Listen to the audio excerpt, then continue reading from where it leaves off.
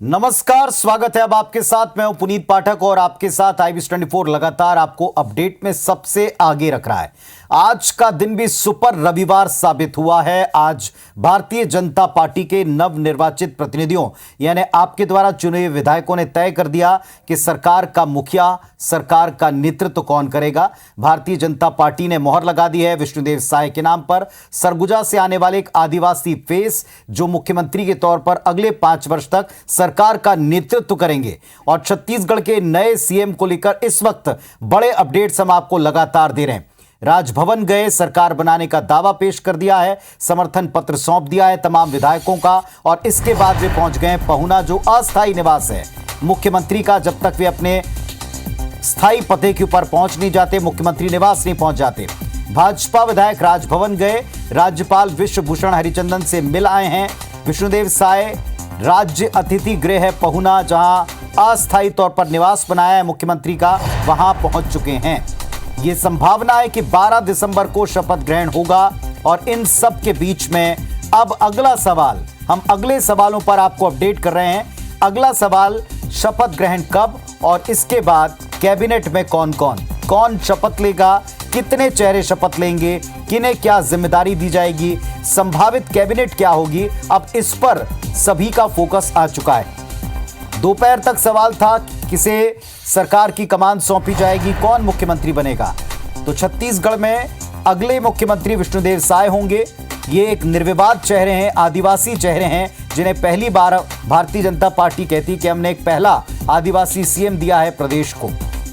तो आदिवासी CM face सामने आ चुका है और संभावित कैबिनेट उनकी क्या हो सकती है, किन किन चेहरों को मौका दिया जा सकता है, इसके पीछे का क्या संतुलन गणित होगा, इस पर हम बातचीत करेंगे अगले आधे घंटे। तो बड़ी खबर आपको बता रहे हैं, संभावित कैबिनेट में कौन से चेहरे शामिल हो सकते हैं। और इसे लेकर सियासी गलियारे में अभी से कई सारे नामों को लेकर गणित बैठाए जाने लगे। तो ये संभावित नाम कौन से होंगे, ये भी आपको दिखाएंगे टेलीविजन स्क्रीन पर। फिलहाल आपको बता रहे हैं, राज्य अतिथि गृह पहुना पहुंच चुके हैं नए सीएम विष्णुदेव साय, जो उनका अस्थायी निवास है। दूसरी तरफ विधायक आवास के ऊपर, जहां उनका परिवार है, अभी इस वक्त मुख्यमंत्री का परिवार है, सुरक्षा बढ़ा दी गई। ये पूरे दिन भर का अपडेट देखें समय के साथ। सुबह तकरीबन 10 बजे पर्यवेक्षक आ गए। बीजेपी विधायक दल की बैठक का समय बदलकर 12:15 बजे सूचना आई। 1 बजे पर्यवेक्षकों ने वरिष्ठ विधायकों के साथ बात की। 1:40 पर पूर्व सीएम रमन सिंह बैठक में शामिल होने पहुंचे।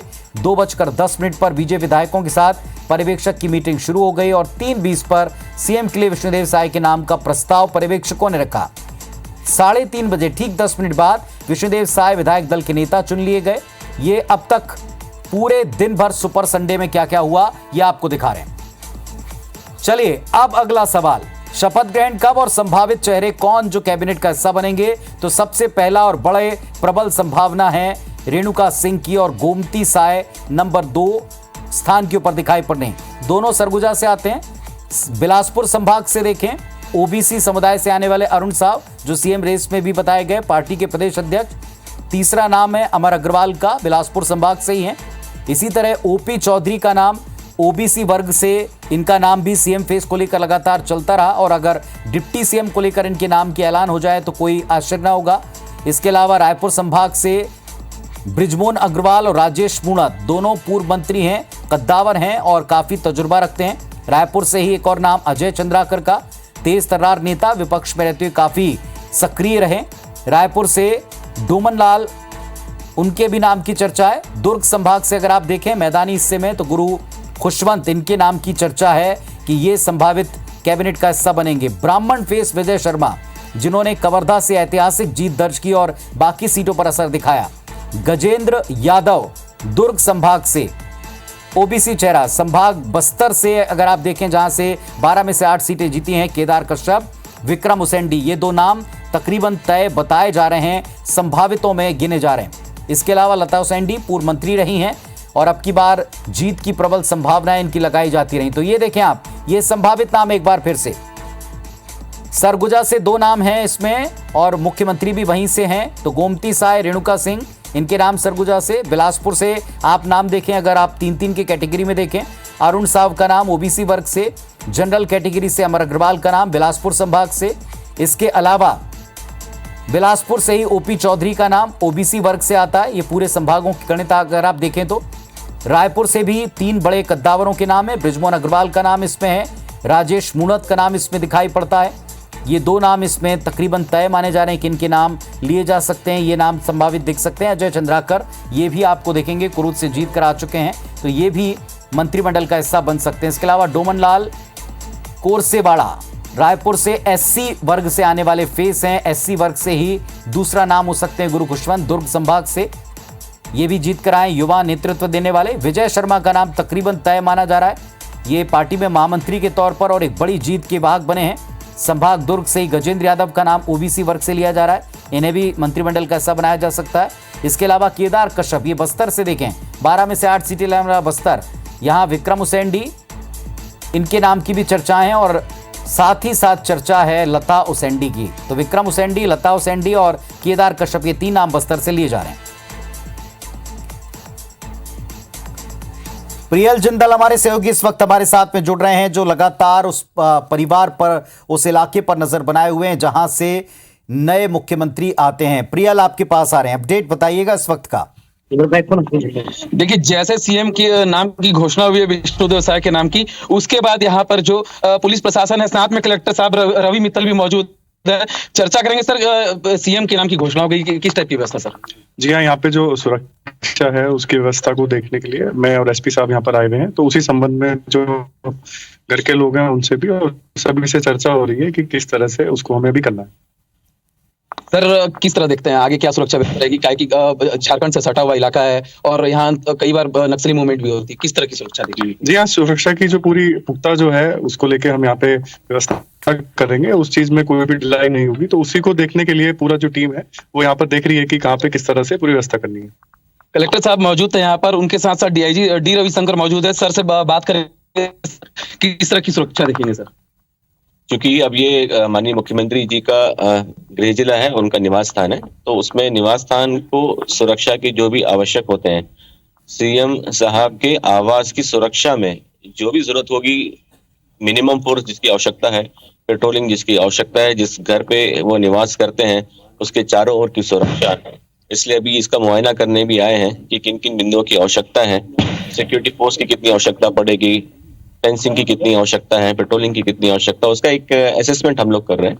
और अभी फिलहाल ऑलरेडी यहाँ पे सुरक्षा लगी हुई है और इसको और एनहांस करेंगे और बढ़ाएंगे और बाकी पैरामीटर्स वगैरह चारों ओर जो है उसको भी मजबूत करेंगे। जी बिल्कुल, जो डी रविशंकर जो जशपुर के डीआईजी है, यहाँ पर उनसे बात हुई बिल्कुल, और सुरक्षा व्यवस्था जो है चाक चौबंद कर दी गई। जैसे सीएम विष्णु साय जी का नाम यहाँ तो डी रविशंकर जो पुलिस के अधिकारी, वरिष्ठ पुलिस अधिकारी, और डॉक्टर रवि मित्तल कलेक्टर जशपुर, ये दोनों पहुंच गए हैं परिवार के पास में और उन्होंने कहा है कि सुरक्षा व्यवस्थाओं को पहले से रखा गया था लेकिन अब और चौकस होंगी और जो प्रोटोकॉल होता है उसके मुताबिक क्या क्या और कितनी सुरक्षा बढ़ाई जाएगी इसका आकलन इस वक्त प्रशासन कर रहा है। तो ये बड़ी खबर हमने आपको दिखाई। इस वक्त एक के बाद एक तेज अपडेट IB24 आपको दिखा रहा है। ये उनका अपना गृह क्षेत्र है जशपुर का, जहां से मेरे सहयोगी आपको अपडेट दे रहे थे, कलेक्टर से और प्रशासन से बातचीत की थी। अब आते हैं वापस उस सवाल पर कि किन चेहरों को कैबिनेट का हिस्सा बनाया जाएगा, किन चेहरों को लेकर के कैबिनेट आकार लेगी। तो विष्णुदेव साय कैबिनेट में कौन कौन से चेहरे हो सकते हैं, किन क्षेत्रों से किन के नामों की चर्चा है, क्या इसके पीछे का गणित है, क्या कैलकुलेशन लगाया जाएगा, किस तरह का समीकरण बैठाया जाएगा, क्योंकि 2024 के लिहाज से भी यह कैबिनेट और यह संतुलन बहुत जरूरी होगा। सबसे बड़े अगर जीत के 2 संभाग आप देखें तो सरगुजा संभाग, जहां से स्वयं मुख्यमंत्री बनाए गए हैं, वो संभाग में 14 की 14 सीटें जीत ली हैं भारतीय जनता पार्टी ने। पिछली बार ये एक तरफा कांग्रेस के पक्ष में थी और अब की बार एक तरफा भारतीय जनता पार्टी को मिल चुकी हैं। तो एक बहुत बड़ा हिस्सा हम मानकर चल रहे हैं कि सरगुजा को मिलने वाला है। स्वयं मुख्यमंत्री के अलावा भी हमने आपको 2 और नाम दिखाए जो संभावित चेहरे हो सकते हैं। दूसरी बड़ी बात यह कि सीएम फेस को लेकर बार बार आदिवासी होगा, आदिवासी बहुल राज्य का पहला आदिवासी, निर्विवाद आदिवासी चेहरा मुख्यमंत्री बनेगा, यह बताया जा रहा है। तो इस वक्त हम देख रहे हैं हमारे साथ में 2 वरिष्ठ जुड़ चुके हैं। एक मेरे सहयोगी नरेश मिश्रा जो बस्तर से लगातार आपको वहां से खबरें देते हैं, IBS24 के प्रतिनिधि हैं और साथ में वरिष्ठ पत्रकार हैं सुधीर पांडे जी जो हमारे साथ में जुड़े हुए हैं। पहले मैं नरेश के पास चलूंगा। बस्तर एक दूसरा बड़ा हिस्सा जिसने सरकार बनाने में मदद दी है भारतीय जनता पार्टी को। 12 में से 8 सीटें उस पाले में गई हैं, 4 कांग्रेस को मिल पाई हैं। क्या नरेश आपको लगता है आदिवासी सीएम फेस देकर न केवल अभी 23 में जो उत्तर मिला है जनता का, जो साथ मिला है जनता का, उसको सेटिस्फाई किया गया बल्कि 24 के लिहाज से भी बड़ा महत्वपूर्ण होगा?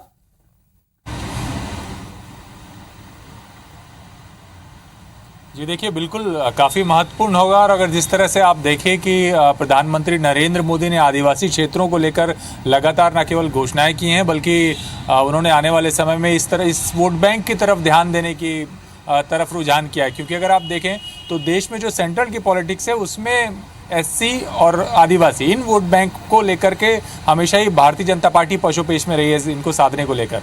और यही वजह है कि इस बार के जो नतीजे हैं उनसे भारतीय जनता पार्टी काफ़ी उत्साहित है और इसका असर भी दिखाई देगा। और जहां तक अगर आप बस्तर के प्रतिनिधित्व की बात करें तो पुनीत 2003 से लेकर आप 13 तक देखिए तो लगातार बस्तर से 3 कम से अधिकतम 3 और कम से कम 2 जो स्थानीय विधायक हैं उनको मंत्रिमंडल में जगह मिलती रही है। और इस बार ऐसा लगता है कि जिस तरह से विष्णुदेव साय को मुख्यमंत्री के तौर पर चुना गया है उससे ऐसा लगता है कि नए और पुराने चेहरों का संतुलन भी इस मंत्रिमंडल में दिखाई दे सकता है। तो भारतीय जनता पार्टी को जिस तरह से एक 12 सीटें पूरी की पूरी कांग्रेस के खाते में गई थी और वहां पर 8 पर वापसी कर ली है, तो ये एक बड़ा बहुमत है और इस लिहाज से बस्तर से भी निश्चित तौर पर बेहतर प्रतिनिधित्व मिलेगा। अब ये अलग बात है कि इसमें नए और पुराने चेहरों का सामंजस्य कैसे तय किया जाएगा, ये देखने वाली बात होगी। हो सकता है 14 तक ये स्थिति पूरी साफ होगी जिस दिन शपथ ग्रहण हो। नरेश, यहाँ से 3 नाम लिए जा रहे हैं, लता उसेंडी का, केदार कश्यप का, विक्रम उसेंडी का। ये संभावित चेहरे जो कैबिनेट का हिस्सा बन सकते हैं बस्तर से। आपको लगता है कि जिन नामों की हम चर्चा कर रहे हैं जो संभावित नाम हैं उनके ऊपर मोहर लगाने के बहुत से चांसेस हैं और इसके पीछे की वजह क्या हो सकती हैं, इस पर भी प्रकाश डालें, इस पर भी बात करें।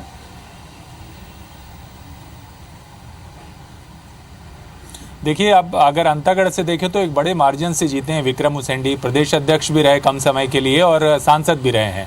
तो अगर 2 लोकसभा क्षेत्र में ये बस्तर की क्षेत्र को आप देखें 12 विधानसभा सीटों का हिस्सा बटा हुआ है और इन दोनों लोकसभा का आमतौर पर एक बैलेंस में प्रतिनिधित्व बनाया जाता रहा है। तो इस लिहाज से अगर दावेदारी की बात करें तो अंतागढ़ से विधायक चुने गए विक्रम उसेंडी की दावेदारी काफ़ी प्रबल है। वो काफ़ी निर्विवाद रहे हैं, वन मंत्री रहने के दौरान में उनका कार्यकाल जो रहा वो कभी भी किसी आरोप या किसी और के ऊपर आरोप लगाने को लेकर चर्चित नहीं रहे। कमोबेश विष्णुदेव साय की तरह ही उनका एक प्रतिनिधि चेहरा मंत्रिमंडल में दिखाई देता रहा है पहले भी।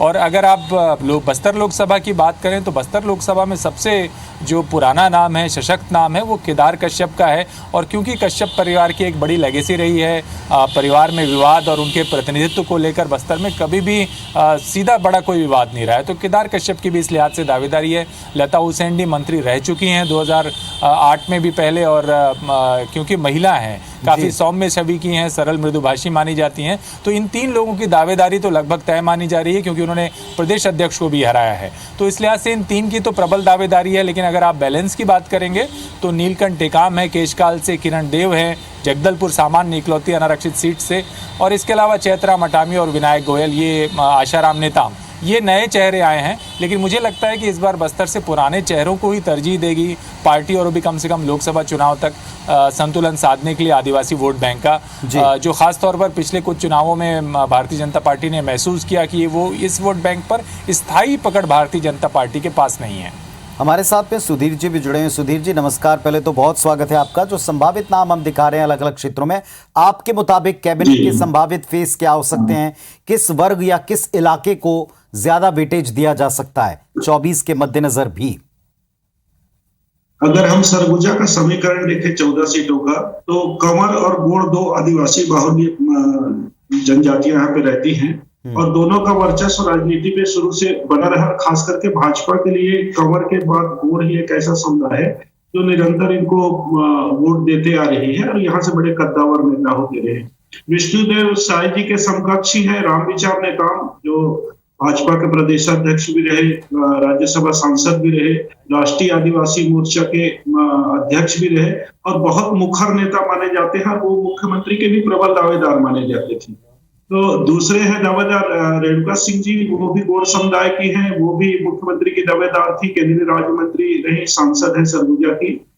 और इन दोनों नामों पे इसलिए ज्यादा चर्चा हो रही है क्योंकि विष्णुदेव साय जी कंवर समुदाय के हैं ऑलरेडी, और वो उनको मुख्यमंत्री का पद जशपुर क्षेत्र से हासिल हो चुका है। अब बच गए हैं जो अविभाजित सरगुजा, मतलब सरगुजा का पुराना एरिया और कोरिया क्षेत्र। तो मुझे लगता है कि एक कम से कम तो सरगुजा क्षेत्र से, सरगुजा की जो 8 विधानसभा क्षेत्र है वहां से एक कम से कम, और वो भी गौड़ समुदाय का, क्योंकि 8 विधानसभा क्षेत्र में गौड़ बाहुल्य जनजाति है और उनके सबसे मजबूत नेता माने जाते हैं राम विचार नेताम। उनके लिए लॉबिंग और वरिष्ठ है, पहले भी वो छत्तीसगढ़ सरकार में मंत्री रह चुके हैं, 7 बार चुनाव लड़ चुके हैं, 6 बार चुनाव जीत चुके हैं। उनकी सबसे प्रबल दावेदारी मानी जा रही है अगर अनुभव के मामले में अगर हम ये करें। उनके साथ हल्के फुल्के विवाद पिछले बार रहे हैं, ये भी कहा जाता था कि वो रमन सिंह के साथ उनकी उतनी अच्छा तालमेल नहीं है जितना रेणुका सिंह जी का है करके। तो दूसरे नाम पे रेणुका सिंह जी का आते हैं। ये माना जा रहा है कि विष्णुदेव साय जी के बाद कम से कम 2 कैबिनेट मंत्री सरगुजा क्षेत्र से आएंगे। उसमें निश्चित रूप से एक तो गौड़ समुदाय से होना तय है, दूसरा ये कि कंवर समाज का प्रतिनिधि बतौर मुख्यमंत्री दे चुके हैं, तो मुझे नहीं लगता है कि दूसरे कंवर समुदाय के लोगों को मंत्री पद हासिल होगा। एक और दिलचस्प समीकरण बताऊं यहाँ पे कि पहली बार भाजपा ने 6 महिलाओं को सीटें दी थी, अब 6 की 6 सभी महिलाएं चुनाव जीती। ये सरगुजा के लिए पहला ऐतिहासिक अवसर है। तो हो सकता है कि महिलाओं के कारण वो नया मैसेज देने का प्रयास करे। तो रेणुका सिंह के अलावा कोई नए चेहरे पे भी ध्यान दिया जा सकता है जिनको राज्य मंत्री का दर्जा बना सके। एक और दिलचस्प समीकरण है सरगुजा में कि भाजपा के लिए माइनॉरिटी ईसाई मिशन से जुड़े एक आदिवासी है प्रबोध बिन, जो अंबिकापुर से महापौर भी रहे हैं 2 बार भाजपा के लिए। इस बार पहली बार भाजपा की तरफ से चुनाव जीत करके आए हैं। अगर ये माना जा रहा है कि उनको ईसाई मिशन के भी वोट मिले हैं काफी कुछ, भाजपा को अगर लोकसभा चुनाव के लिए कोई नया समीकरण साधना है तो हो सकता है कि उनको भी कोई महत्वपूर्ण पद दिया जा सकता है। आपने बड़ी महत्वपूर्ण जानकारियां और बहुत से ऐसे समीकरणों का यहां खुलासा किया है जिनको ध्यान में अवश्य पार्टी रखेगी। और आपने कुछ और नाम इसमें जो ऐड ऑन किए हैं, गोंड समाज से, कंवर समाज से, और साथ में जो मिंज के तौर पर आपने समीकरण बताया 24 का, इस पर हम आगे और विस्तार से चर्चा करेंगे। फिलहाल आप दोनों का हम धन्यवाद कहते हैं कि आपने बहुत अच्छी तरह से एक्सप्लेन किया है कि कैबिनेट में अगर इलाकों वाइज देखें तो सबसे बड़े 2 अंचल और उनसे आने वाले फेसेस को लेकर क्या गणित हो सकता है। चर्चा हमारी जारी रहेगी। फिलहाल एक छोटा सा ब्रेक लेंगे, ब्रेक के बाद उस सफर पर भी आपकी नजर डालवाएंगे, आपको बताएंगे कि किस तरह से एक पंच सरपंच से लेकर मुख्यमंत्री तक का शीर्ष पद पाया है। आइए देखते हैं छोटे से ब्रेक के बाद।